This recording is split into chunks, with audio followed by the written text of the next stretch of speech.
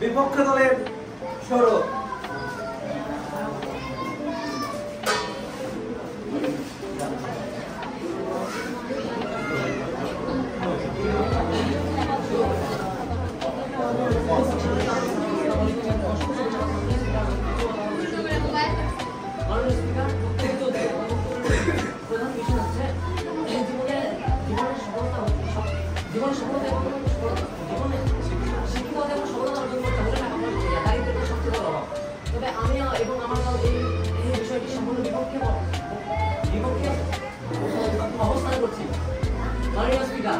আমার বিপক্ষ দলের প্রতিপক্ষ তিনি শুধু টাকাকেই দোষারোপ করে গেলেন। তবে আমার মধ্যে টাকা কোনো বড় বিষয় না।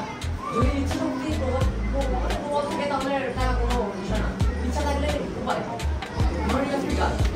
আমরা যদি দেখি বিশেষ পরীক্ষায় কোনো টাকার কোনো প্রয়োজন তাদের প্রয়োজন হয় মেধা, শ্রম ও আত্মবিশ্বাস।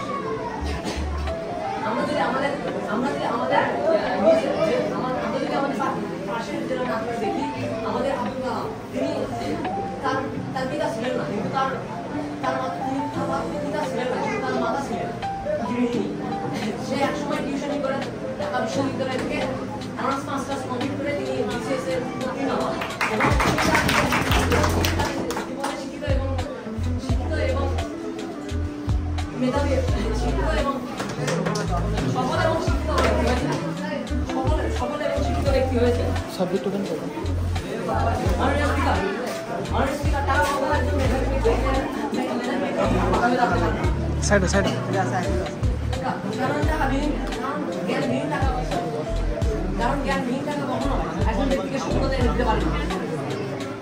আমাকে লড়ে না পিছিয়ে যাওয়ার দাও।